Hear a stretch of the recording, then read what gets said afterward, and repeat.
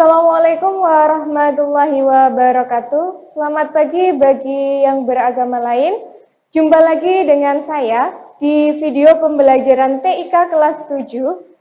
Jadi hari ini kita masih melanjutkan materi bab 1 mengenai teknik komputer.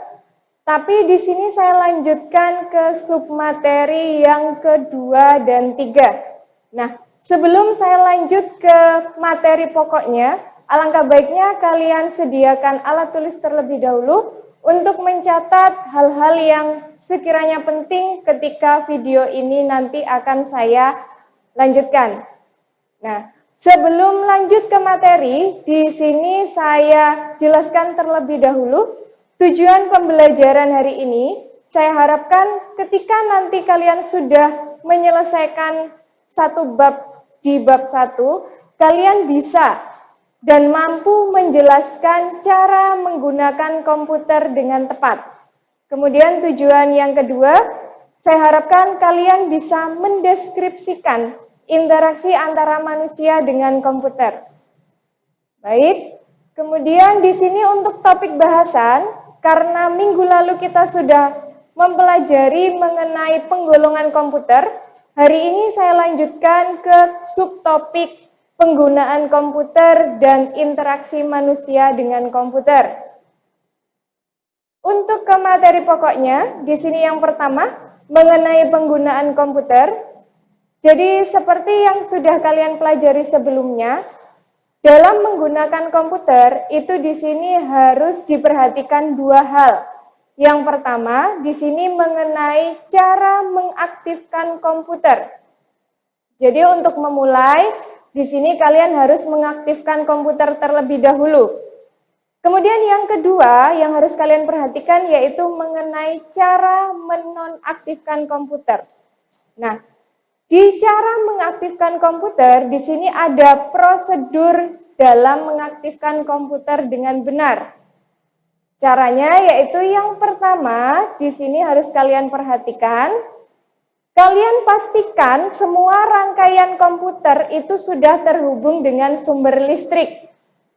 Jadi, rangkaian komputer di sini merupakan ada yang namanya CPU, ada yang namanya monitor, kemudian keyboard, dan juga ada mouse. Itu perangkat keras yang utama dalam mengaktifkan komputer. Jadi di situ dipastikan harus terhubung dalam sumber listrik. Atau di situ kalau kamu amati ada gambar seluruh perangkat keras komputer sudah tertancap di stop kontak dan terhubung di sumber listrik atau di situ sumber PLN. Nah, perangkat komputer di sini ada tambahannya printer ya. Kemudian yang kedua, itu caranya menghidupkan stabilizer atau dikenal dengan sebutan UPS juga. Nah, stabilizer di sini fungsinya untuk menstabilkan arus. Nah, ini ada gambar dari stabilizer. Pastikan tombol on off-nya itu sudah menyala. Nah, di situ ada indikatornya, kalau menyala warnanya kuning. Kemudian yang ketiga, pastinya hidupkan komputernya. Karena sebelum kita memulai, pasti kita harus menyalakan komputer dulu. Jadi setelah memastikan rangkaian listrik sudah terhubung dengan listrik, kita nyalakan komputernya. Kalau pakai komputer yang lama, di situ menyalakannya dengan cara klik tombol on pada CPU terlebih dahulu, kemudian nanti kita tombol on-kan pada layar monitornya. Kemudian, untuk langkah yang keempat, kita tunggu sampai desktop-nya itu muncul pada layar monitor.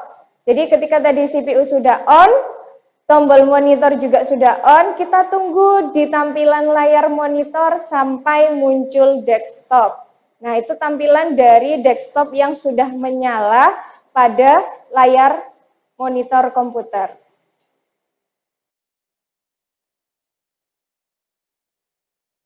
Dipastikan di sini untuk layar monitornya itu sudah benar-benar aktif ya. Kemudian untuk yang kedua, di situ tadi setelah mengaktifkan komputer, Kamu pasti menggunakan komputer itu untuk kegiatan sehari-harimu, entah mengerjakan tugas dan lain sebagainya. Nah, sekarang kita cara menonaktifkan komputer. Yang pertama, pastikan semua program yang digunakan itu sudah kalian close atau sudah kalian tutup.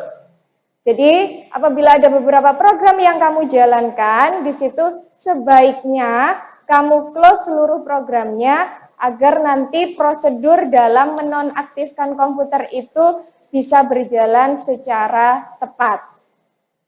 Nah, kemudian setelah nanti kamu menutup semua program yang ada di layar monitor, langkah yang berikutnya yang harus kamu lakukan yaitu mengeklik tombol start pada layar monitor. Jadi nanti pada layar monitor itu akan ada pilihan tombol start, kemudian kalian pilih turn off computer.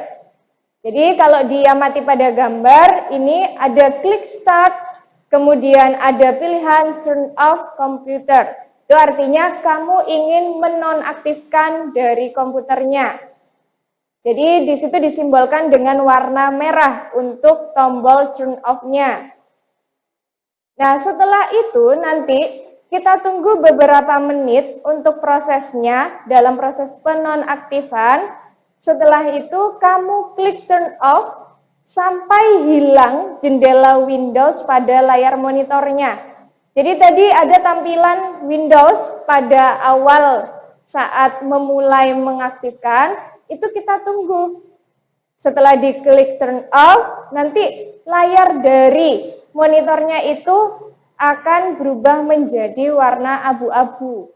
Itu mengaktifkan sedang proses untuk penonaktifan. Jadi mungkin prosesnya kurang lebih beberapa menit, jadi tidak langsung cepat, jadi ditunggu dulu prosesnya untuk menonaktifkan. Nah, yang keempat, pastikan setelah layar desktopnya itu sudah dalam keadaan nonaktif, yang keempat, kalian harus matikan komputer dan stabilizernya. Jadi nanti akan ada tampilan layar itu shutting down, berarti di situ sudah off. Nah, kemudian submateri yang ketiga atau yang C, di sini ada interaksi manusia dengan komputer. Jadi seringkali kita pakai komputer dalam kehidupan sehari-hari untuk menunjang kegiatan kita. Entah itu untuk sekolah atau itu untuk pekerjaan kantor. Perlu diperhatikan posisi ketika menggunakan komputer. Nah, posisinya bisa kalian amati pada video ini. Alangkah baiknya di situ posisinya harus tegak kepalanya. Kemudian lehernya juga, punggungnya juga harus tegak. Kemudian layar monitor itu diusahakan sejajar dengan mata kita. Nah, usahakan juga menggunakan komputer itu di meja agar posisi duduk dan posisi mata kita itu tepat menuju ke layar monitor. Nah, di situ bisa kamu perhatikan beberapa langkah yang harus kamu lakukan saat mengaktifkan komputer dan menggunakan komputer agar tidak terjadi kesalahan atau cedera dalam menggunakan komputer. Kemudian, di sini ada beberapa istilah pada komputer yang harus kalian ketahui. Nah, istilah ini penting. Yang pertama, ada istilah switch user. Apa itu? Jadi switch user di sini adalah mode penggunaan komputer ketika akan berganti dengan akun pengguna lama tapi tidak ingin ditutup. Misalkan di situ pengguna yang lama itu diganti dengan pengguna yang baru. Itu istilahnya menggunakan switch user. Kemudian istilah yang kedua pakai istilah lock. Lock di sini adalah penggunaan komputer yang digunakan untuk mengunci akun yang sedang aktif. Biasanya di sini digunakan password. Istilah yang ketiga di sini ada log off. Nah, log off di sini maksudnya adalah digunakan jika pengguna komputer itu akan berganti ke pengguna yang lama. sehingga dia ingin ditutup, penggunaan yang lama ditutup, akunnya ganti yang baru. Kemudian istilah berikutnya, di situ ada istilah sleep. Dari kata artinya adalah tidur. Nah, maksudnya apa? Jadi, sementara waktu komputer di sini itu dinonaktifkan atau di-off-kan. Jadi, di sini tampilan layarnya sudah blank hitam, tidak bisa digunakan. Kemudian istilah berikutnya ada hibernate. Nah, istilah hibernate ini hampir sama dengan sleep, tetapi di sini ketika dinonaktifkan itu tidak membutuhkan daya listrik, beda dengan sleep tadi ya. Nah, untuk istilah berikutnya, setelah hibernate, di sini ada yang namanya shutdown. Nah, ini berarti istilahnya adalah membuat komputer itu dalam keadaan off atau mati. Jadi tidak digunakan lagi, maka di sini istilahnya menggunakan istilah shutdown. Berikutnya ada istilah yang namanya restart. Nah, restart di sini adalah mode yang digunakan untuk mematikan komputer dan langsung kemudian menghidupkan kembali. Jadi, biasanya ini digunakan ketika komputer itu dalam keadaan lama berjalannya, terus jadi kita nyalakan restart itu untuk mengulang kembali. Nah, mungkin itu yang bisa saya sampaikan pada pembelajaran kali ini. Itu yang bisa saya sampaikan, kurang lebihnya saya mohon maaf. Saya akhiri, wassalamualaikum warahmatullahi wabarakatuh.